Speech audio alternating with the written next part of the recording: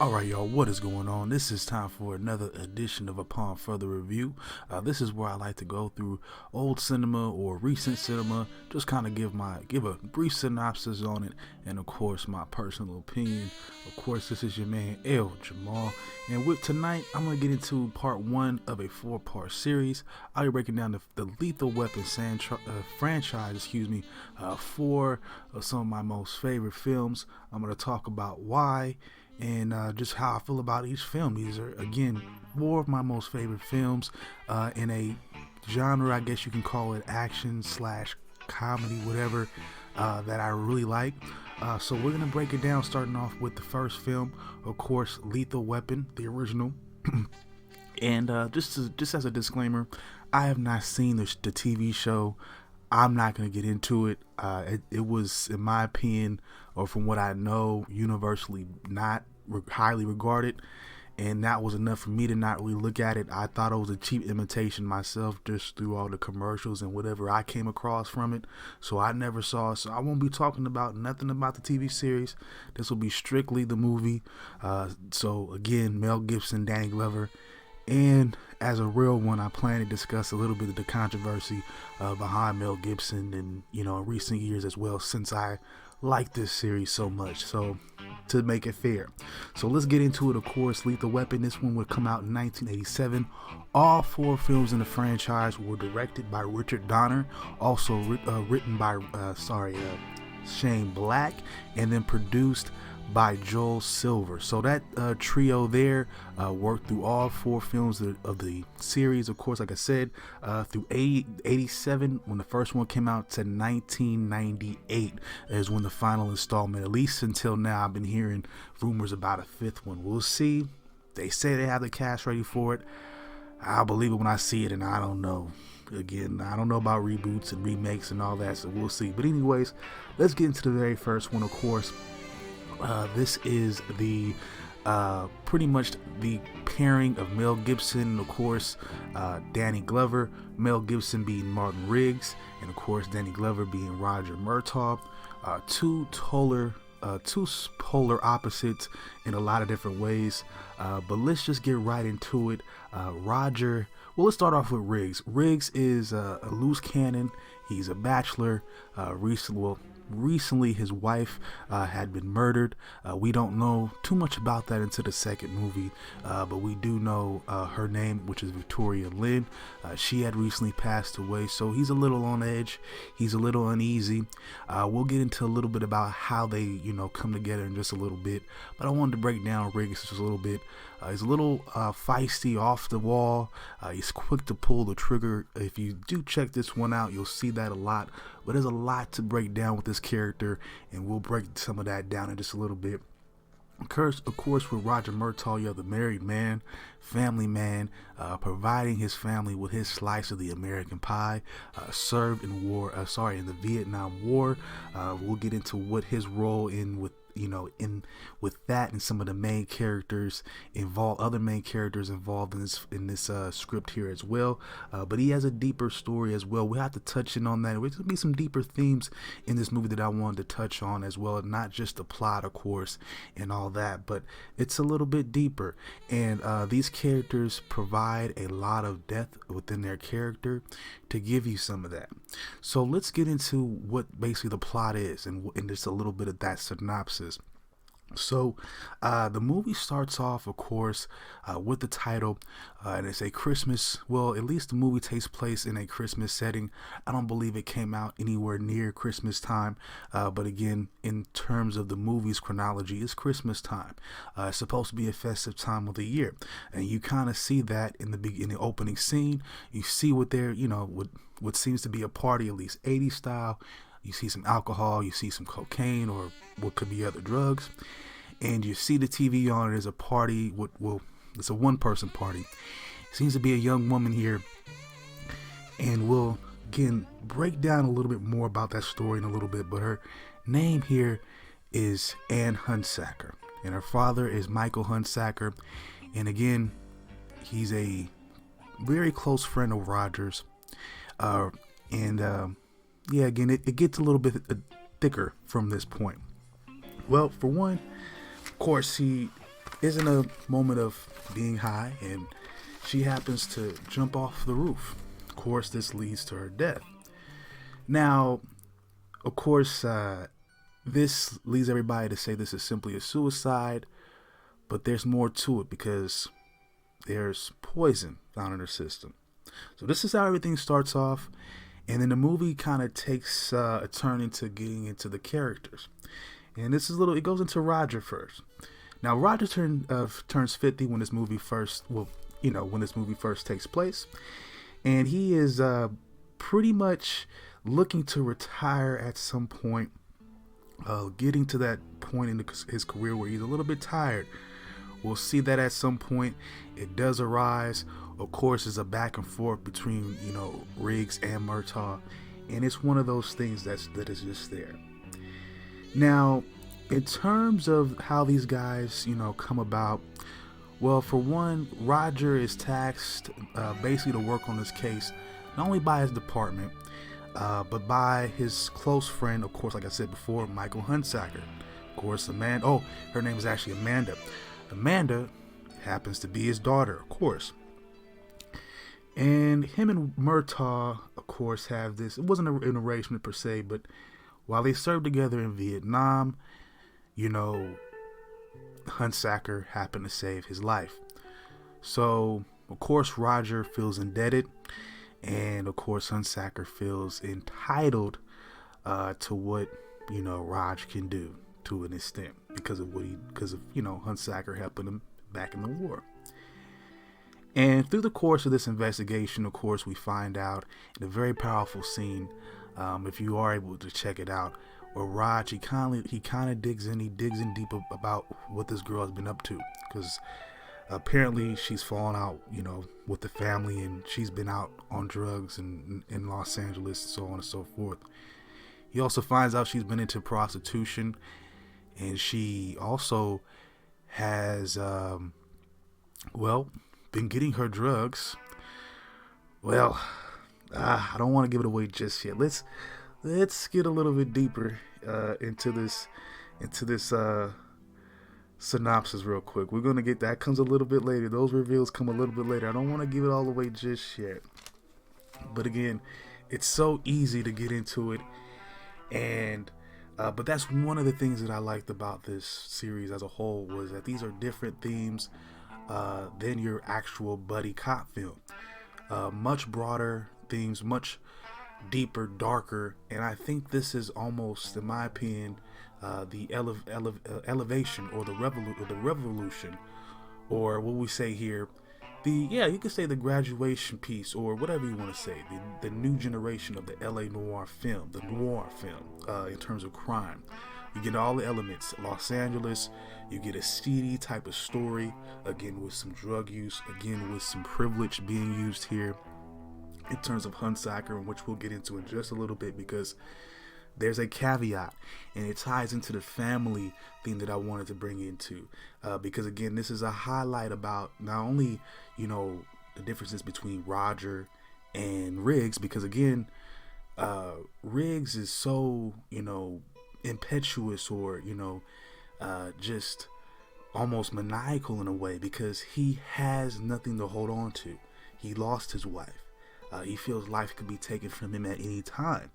So he does not fear death, especially what he's been through. He's a special forces soldier, and he doesn't fear any of that. That was one of his main things. And there's also a scene where Roger, it's another very important scene in the film as well, sort of in the beginning as well, where Roger's doing some background on him, and he talks to the counselor for the force. And she goes in and kind of tells him, look, he's unhinged. He has some suicidal tendencies. That is there. Because again, he doesn't have that family aspect that Murtaugh has. Now, as far as Hunsaker, he lost that aspect. His daughter became part of the city. Addicted to drugs, lost in porno.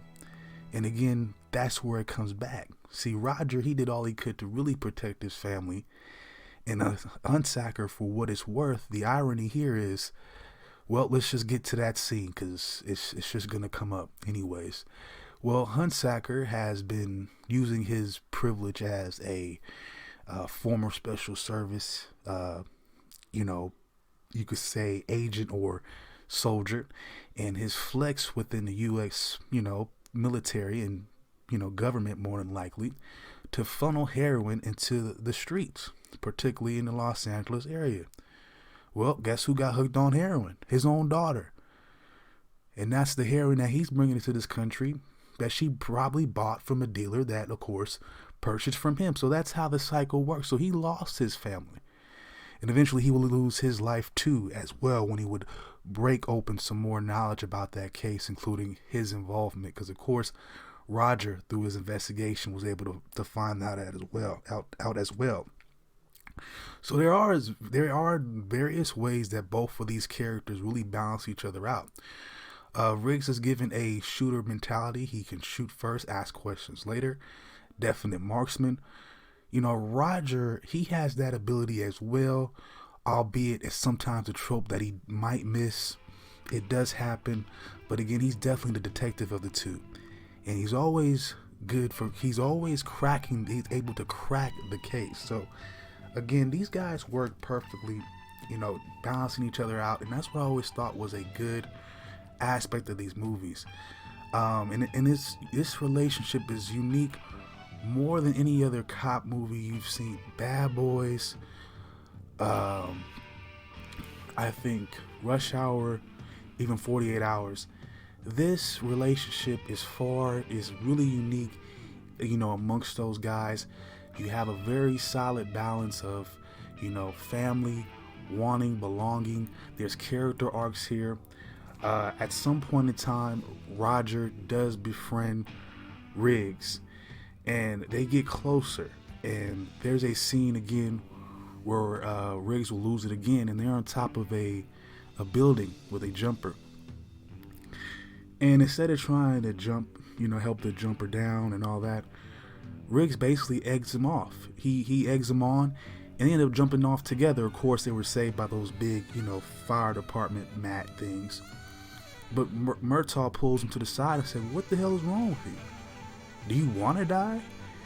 And it gets really real because, again, here's the theme of depression again, revealing itself. Because, again, this movie did a good job to highlight that, especially with the Riggs character. He breaks down. He becomes more comfortable with Raj, and he can open up a little bit. He says, "Yeah." He points the gun up to his head. He's about to shoot himself, and he's about to lose it. And he puts the gun up to his head, and he says, "Yes, he goes, crazy, whatever." Of course, it doesn't happen. Roger takes away the gun, and he realizes, yeah, this man is crazy, but there's something in him that could be I could work with. He's still a good person, and you still see that, that effort there. So as far as the case goes, of course, a synopsis of what we kind of discovered so far. Of course, Michael Hunsaker had his part to do with it. He's been working for a shadow company. Again, like I said before, they've been bringing in heroin using their special forces. Now, this does not just involve him, but other special forces guys, such as the General, played by Peter McAllister, and also his henchman, Mr. Joshua, played by Gary Busey. By the way, Gary Busey is a freaking monster in this film. Again, I don't think I've seen all his work, but he's definitely a dope ass villain in this movie. So again, Gary Busey, the crazy, unhinged, equivalent to Riggs, and they have an epic showdown at the end. We'll talk a little bit about that. But again, we also find out that there was a witness to, seeing Amanda jump. This was another prostitute by the name of Trixie. They go in to investigate her, that being Riggs and Murtaugh, but her house is blown up. Of course, the shadow company was tipped off to that and had to eliminate her. What I find very interesting about that scene is right before that, there's a part before that where they're questioning three young black boys. and they're trying to figure out, well, what happened. Did you see anybody? Of course, they end up finding out that the person that did it was part of the same special forces that Riggs was a part of. So we ended up knowing exactly who the killers were. Because, of course, they'll end up bugging Roger, and his family gets involved too. But back to this scene with the little black boys that I thought was very interesting. Right before Roger and Riggs start asking them questions, they start to get scared. And this is the reason why I like this scene so much, because, again, it kind of reflects how we feel today about police. And it's so funny, but it's true. It's not funny, but because it's true, it's a good reflection. The black boys, and of course I'm paraphrasing, they go, "Oh man, we afraid of y'all because our mama said y'all gonna shoot us." Damn. But that just goes to show you, if they was talking about in the 80s, this has obviously been a problem for a long time. But if they talking about it in Lethal Weapon, you talking about a movie with Mel Gibson, I'm just saying, it's definitely a problem. And I just think that it was smart that this movie was knowledgeable and real enough to include stuff like that. And again, this series touches on race in various different ways as well. And not only in this first film, but also the second, and actually pretty much throughout the series as well. So that's another highlight that I give this movie. And they've always done it in a tasteful way. It's never overblown. Of course, it was never anything racial between Riggs and Murtaugh, which I always respect about the series. There was just even when they were first trying to get used to each other, it was more so Murtaugh trying to deal with Riggs' crazy, and Riggs trying to deal with himself and trying to figure himself out. And it took almost, I would say the whole series for that to happen. There's a scene in the fourth film. We'll get into all that later, but it kind of culminates with that. So it's a series-long arc in certain ways, but throughout this film, he does work to integrate himself within Roger's family, because Roger is so friendly and egalitarian. He allows him to come over and spend time and eat with his family. He knows he has nowhere else to go. He lives on the beach with a nice view, but he has no one there, and he's sad. And again, like I said, there was a scene where he's by himself and he's close to committing suicide as well, and that being Riggs. And it was just a very potent, powerful scene that signifies, again, these are the struggles that he's going through. There's also a deleted scene, which he gets a prostitute, and they just end up watching the Three Stooges together. But he just wants some time. He wants some human connection. So again, it was probably edited out just for time. But I kind of would have shown you just kind of how desperate he is for some type of human interaction. Would have kind of gave you some, oh damn, feeling about him as you would have still thought he was crazy to an extent, but you would have probably been able to empathize with him, especially since it wasn't a sexual scene. It was just like, oh man, just watch this with me. You'd be like, damn, like he, and I'm not saying he would be desperate, because again, it wasn't for the sex, it was kind of just for like the time. So again, without that, with that extended scene, I'm just saying it's an excluded scene, it's a deleted scene. You can check that out on one of the extra, DVD versions of it, whatever. But again, even without that scene there, you still, because of the plot and how it develops, the two sides, Raj and Riggs, they begin to, coexist, and they begin to understand each other. And really there's a banter of course, especially in the beginning, man, Raj, man, Riggs, you're crazy, blah, blah, blah, blah. And Raj telling himself, I'm too old for this. So there's definitely some of that. But when they get closer, there's a camaraderie there, and you might hear an old joke. There's one part of the movie where, they're commenting on their guns. And Riggs is like, I think because Raj has a 357, something like that, 357. And he goes, yeah, all the old timers have that one. And he's kind of right, because, right before the 80s and 90s, when we had all those slick back Berettas and all that, especially in the cop movies and those gangster, the handguns that people had, those pistols, was them barreled ones, those Colts and all, whatever. So it was a different era, and, you still see that. And Riggs comments on that. So you have that, back and forth. But back to the plot real quick, so we can finish this out. Of course, the Shadow Corporation has gotten tired of Riggs and Murtaugh meddling, messing with their friends, their accomplices and their business ties, and they've had it. They end up kidnapping Roger's daughter Rianne, played by Tracy Wolf, his oldest daughter. Now Rianne will play very interesting roles in these movies as the series goes on. I think all his children, at some point, even his wife, have certain plots and little places in the movies as we move on. But in this one, she's the oldest daughter. I don't think she's out on her own yet. I think she's still high school age. And she, of course, is dating, and there's scenes with her dating, and again, going back to the theme of Raj and him wanting to be the family man and the family theme. He's constantly checking her. He's in her relationship, asking her and the guy that she's with all type of questions.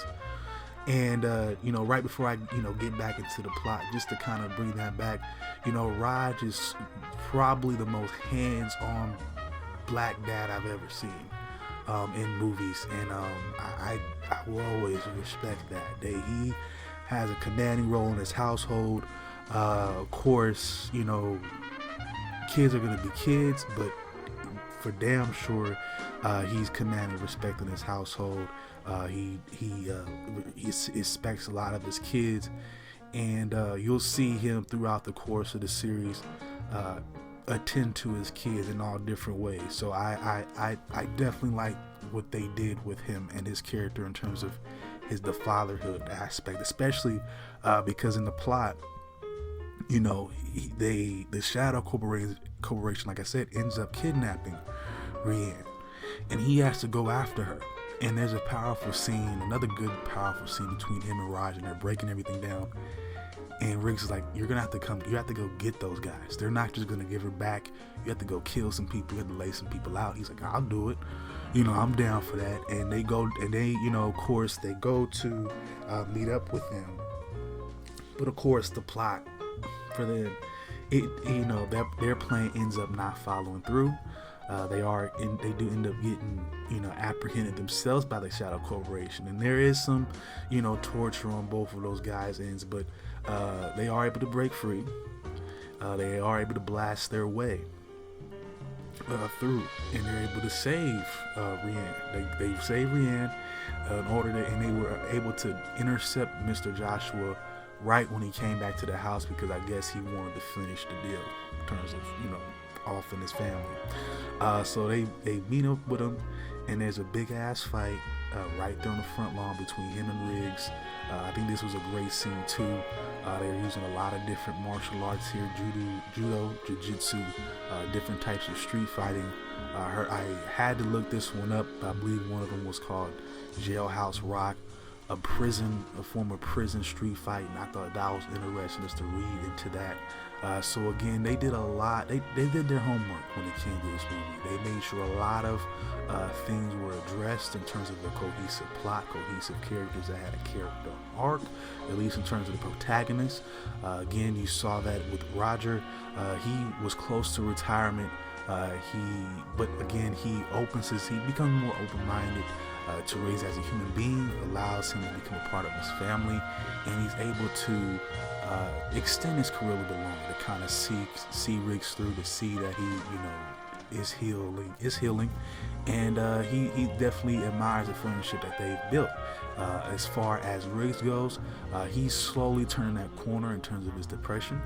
He ends up not killing himself, although there's a very interesting scene in which they are in the midst of some shootout or some cop business, and there's a drive-by. Mr. Joshua pulls up on Riggs and Murtaugh, and he fires on Riggs, and he is sent through the window into this shop. Now, mind you, the cold part is this what makes this scene very interesting for me, and probably one of the, if you're paying attention, it's like it's like a wow scene.